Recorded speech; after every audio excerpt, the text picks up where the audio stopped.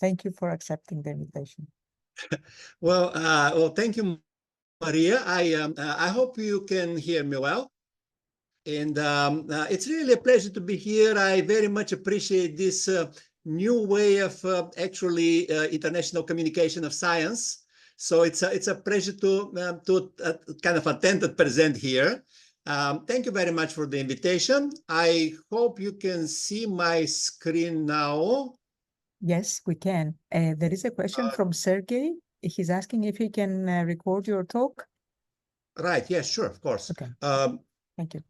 Can you see which of the screens can you see? Can you see we can see the first slide, full screen. Okay. That's fine. So, I mean, like, again, it's a pleasure to be here. I'm going to really share this new topic for kind of like for our group, which is going towards sustainable plastic materials. So before starting anything else, I'd just like to mention the broad range of topics that we have in my group.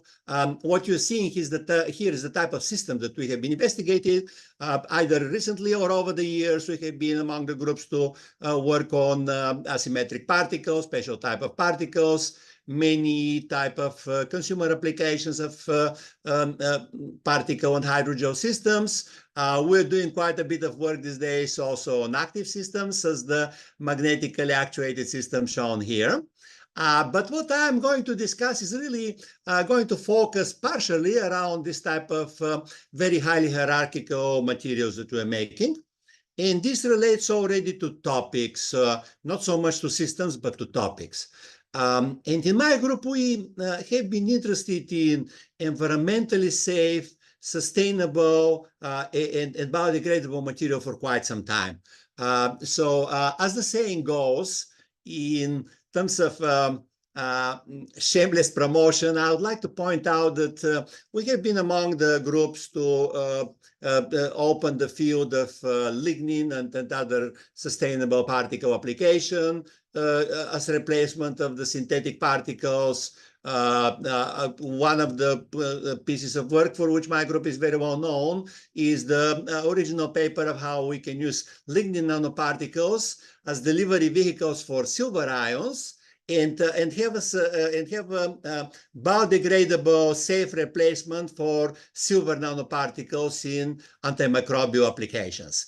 As shown here, basically the silver nanoparticle as an antimicrobial is just a delivery of silver ions mostly in a targeted way. So we can take lignin nanoparticle, functionalize it to deliver the silver ions, and then it does the antimicrobial job even better. And at the end, we are left out with lignin nanoparticle, which is safe for the environment.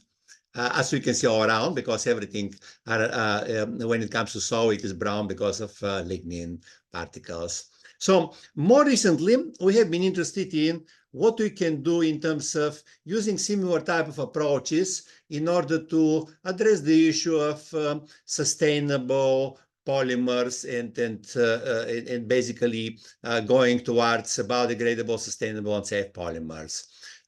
So here is something that's important in the general perspective from kind of like in terms of the new research in my group.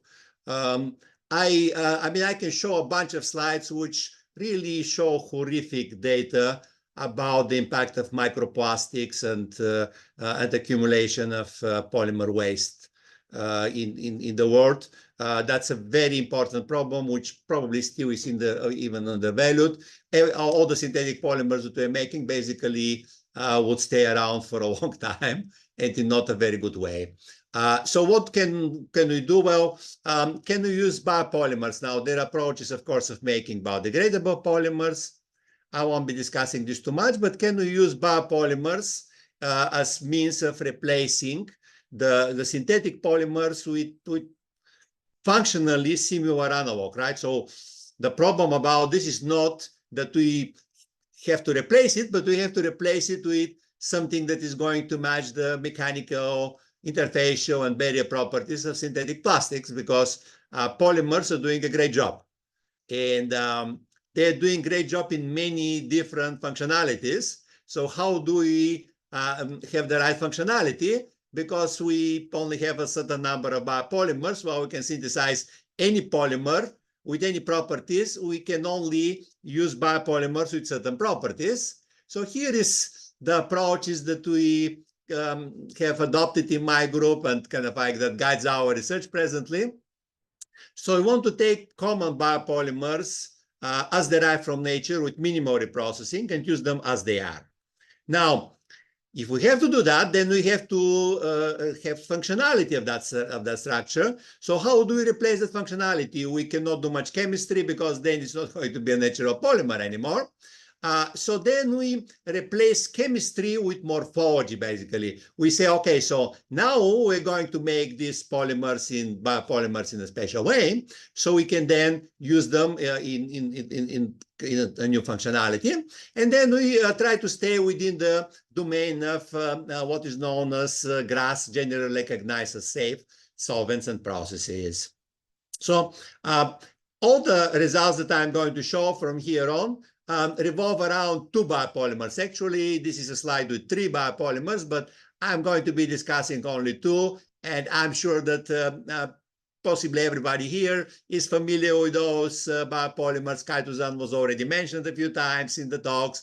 Agarose is derived from seaweed and kind of like is the basis of agar, which is used in any laboratory. We also use alginate, but I won't be discussing alginate that much. So we have those materials. What can we make out of them, right? Is an alginate a functional substitute for polymers? Well, the answer is both yes and no. So here is what happens if you take alginate, that is, if you take agarose, and if you cast it into a thin film and dry it out, you have a film which looks very much like a synthetic polymer. It has pretty good mechanical properties, but the thing is you get what you get. It is a very good polymer in dry state because of the abundance of hydrogen bonds within the structure, which makes a 3-dimensional network. You're going to get the mechanical properties of the film as they are. You have to modify them if you want to get film with other type of softness, if you want to make stretchable films, if you want to make stiffer films, and so on. So I will discuss how we do that next. Again, we start with this polymer, and now we want to modify it. The simplest way of modifying a polymer, I'm going to discuss 2 ways here. One is using plastification in order to obtain a polymer substitute which is softer than the original, and the other one is to use reinforcement by using new type of morphologies that we synthesize in my group in order to make stiffer polymer. So starting with plastification, if we have hydrogen bonds, we can change the nature of the bonding. We can disrupt the bonding and modify it by using a simple plasticizer that also have abundance of hydrogen bonds. So we take the agarose, we add glycerol, which is a generally recognized as salt material that is liquid, and now we're going to have we go from this stiff, practically unstretchable film. The properties that kind of like result from just adding the modifier of the hydrogen bonds here are remarkable. So now we start from a film that can survive 0% strain, that would break immediately if we try to pull it too hard, to a film that can be stretched to up to 63% of strain. So it's more than half its length. So suddenly it becomes very soft. This is shown in the data here. So if we measure the tensile stress as a function of the tensile strength, the most kind of like basic measurement in similar type of characterization. So we see that we start from the original agarose film, which kind of has a very high tensile stress, but practically no tensile strain, to films that become very nice and soft and can have a strain of, as I mentioned, of more than 60%. So we go to films that are very soft, stretchable, and still remain biologically derived and safe. So what can we use those films for? Why would we want a film that is very soft? In many cases, of course, we want to the film that is going to interface skin. And one of the areas of interfacing skin, as I'm going to mention, is soft wearable electronics. But before that, just to mention what happens when we start modifying the properties of the film. So what you see here is the agarose-glycerol ratio and the resulting Young's modulus of the film. So again, the original agarose film, even with a small addition of glycerol, is pretty tough. And then it gets to be softer and softer. We can add even up to 50% glycerol here, kind of like decreases by, well, I mean, like a few times. Then if we keep adding glycerol, we can add quite a bit. The glycerol stays within the film. It is bound by hydrogen bonds. But now we have decreased the original Young's modulus by a factor of almost 2 orders of magnitude.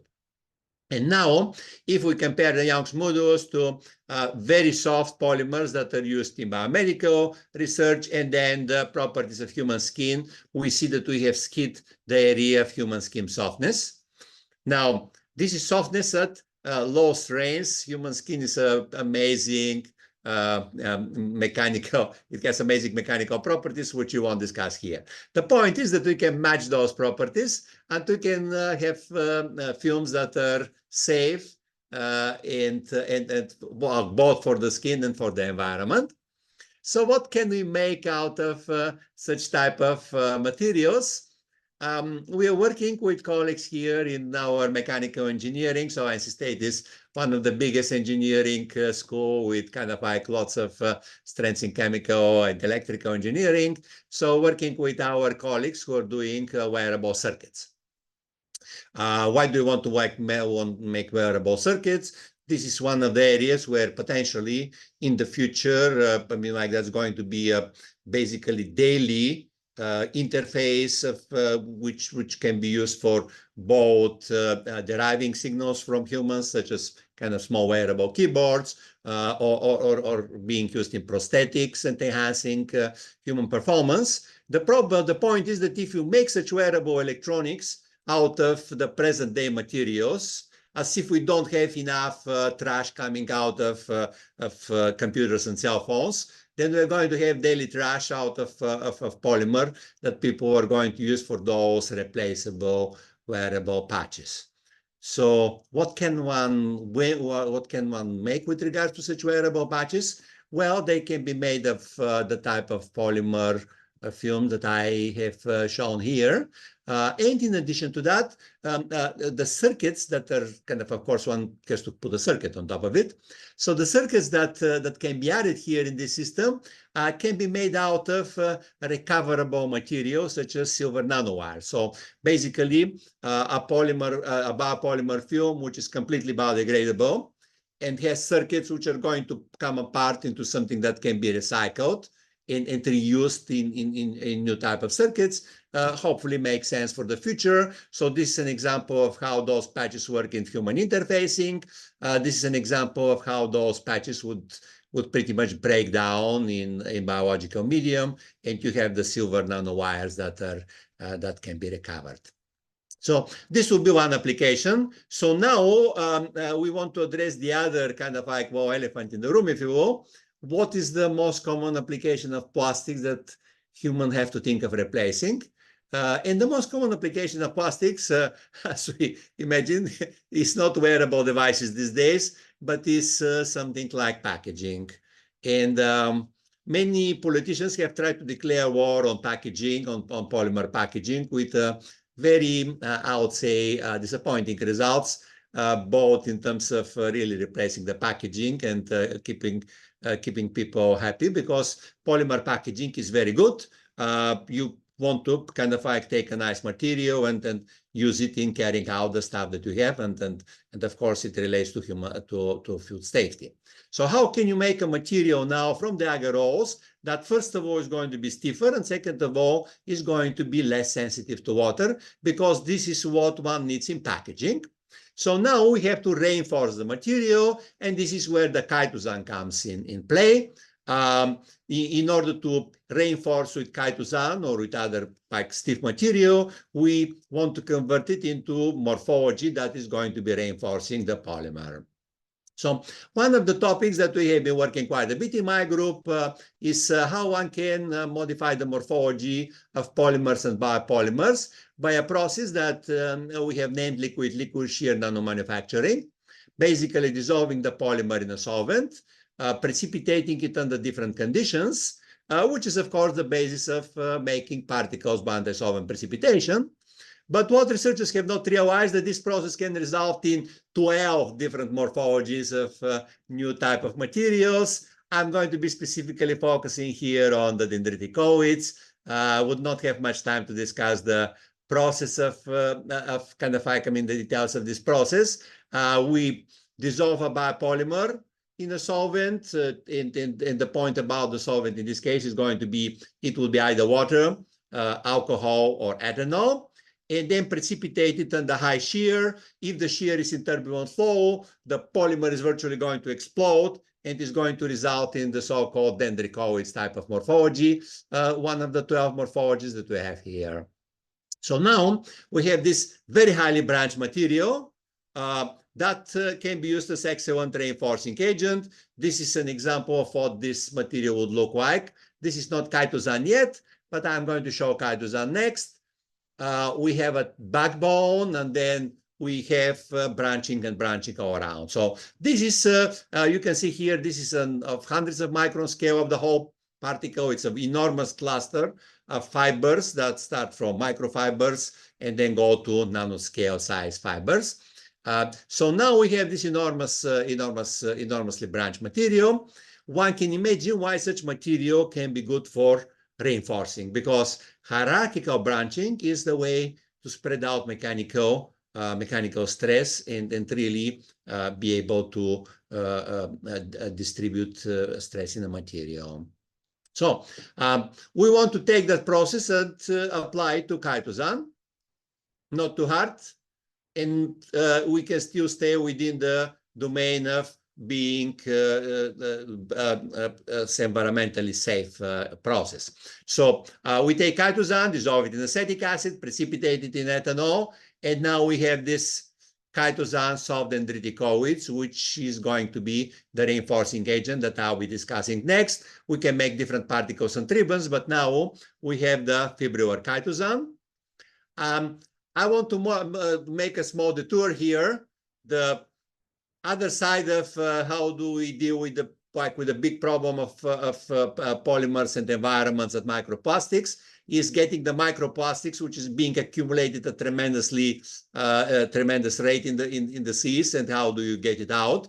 So chitosan solved dendriticoids, the same we use for reinforcement, actually make a great way of collecting microplastics particles, as we just showed in a paper. So if you mix the chitosan with polymer beads, the polymer beads are going to get captured by the chitosan fibers, both by van der Waals forces and by electrostatics. So you're going to take out the beads and clear up the liquid.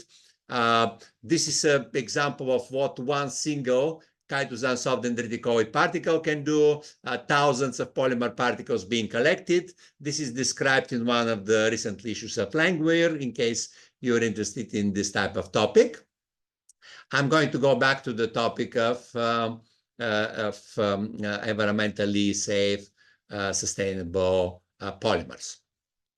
What I just discussed is the process where we take a biopolymer, dissolve it in safe solvent, use a safe plasticizer, obtain a film, a single polymer film. If we want to modify the properties, we can go along the way of mixing polymers and making films, which of course kind of like is one way to change the properties. But as I mentioned, we have a means of making the second polymer in the form of fibrillar material that can be used for reinforcement. And this is the way we go, because this is, in our perspective, much better way of reinforcing. If you try to mix agarose and chitosan in molecular form, you're going to have a curdling of the system, because they tend to be of opposite charges.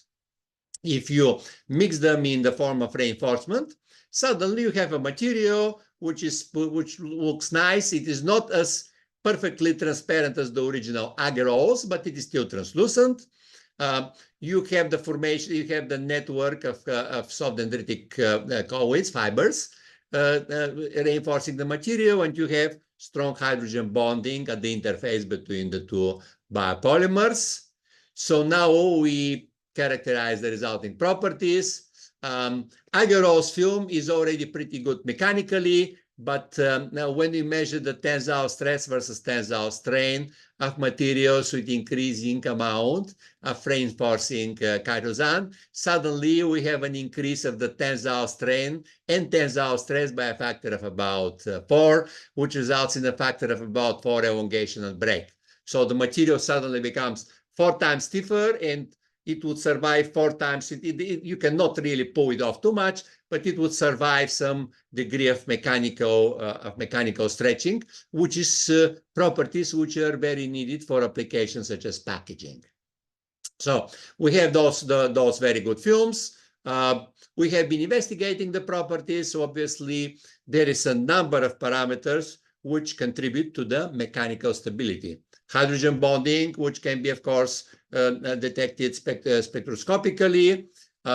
Reinforcement by distributing the stress with the nanofibers. That is the hierarchical fibrillar material. This is an electron microscopy of what happens when we start cracking this material, and we can see the reinforcing fibers of chitosan within the structure. There is higher dissipation again because of the fibrillar network, which can be measured by the complex modulus, a function of frequency, and where the addition of chitosan nanofibers varies, matters a lot. So now we can compare the properties, the mechanical properties of the resulting films with the mechanical properties of basically like a bunch of polymers that are already used for packaging and other applications. This is mapping in terms of Young's modulus and tensile strength and elongation and break. Obviously, the higher up into kind of like the right hand top region, the better. The so-called safe biodegradable polymers here that are used presently are listed like in these yellow dots. So we can see how agarose itself is a pretty decent polymer, if not wet. And the addition of fibrillar chitosan then improves the properties quite a bit, as we can see here. The film remains, again, I mentioned translucent. So here is your agarose biopolymer film. Here is your reinforced film. You can see the difference, but that's still from a consumer perspective regarding packaging, for example, that is still a pretty good property compared to something like the paper bags that people don't like to use that much for whatever reason. The contact angle increases quite a bit. This is partially because we have a more developed surface, but also because of the charge neutralization in the system. Now, it is still not a film that is extremely stable to water, but compared to the agarose, which basically swells and kind of like would fall apart in water, the reinforced film is going to preserve its integrity. We can put water in this pouch and we can keep it for a long time. Basically, water evaporates, but the pouch does not break. The stiffness increases 2.5 times of the wet films. So obviously, this improves the properties too. We ascribe those properties to the charge neutralization. Basically, if you want to have better stability, more hydrophobic films, which is good for packaging, less permeability of oxygen and water, we want to kill off the charges within the biopolymer. We can kill it by molecular mixing, but then the mechanical properties suffer. And we believe that using this hierarchically fibrillar material of reinforcing agent really is the way to both combine the mechanical improvement with the charge neutralization, which is desirable. So I want to mention also that those films tend to be, so they tend to have two properties which are both desirable. They are seemingly opposite, but not quite, because we're speaking biomaterials. So first of all, those films are antimicrobial because of the chitosan, and still they are going to yet to biodegrade. So this is a very basic experiment in biodegradability. I assume many of our younger listeners will be performing experiments like that, like one day. In our university, I see basically almost 20% of our graduate students are already doing something like that, and it's actually not an easy thing. So we take a commercial Ziploc film, put it in salt, 32 days, it just gets dirty. we take our film, same time in soil, and suddenly biocombinatorial becoming a part and becoming part of the natural soil environment. So this is a summary of what I have been discussing here. I'll go back to this slide, but before that, I would like to acknowledge the contribution of all my research group at North Carolina State University. We're at an amazing place called Research Triangle area, one of the leading clusters of research institutions in the world, and a very nice and green area. I hope some of you can visit us. We actually have a soft matter conference coming up at the end of July. I'm going to finish here and answer questions if there are any questions and if there is time for this. Thank you very much for the invitation again. Thank you very much, Orlin, for this excellent talk.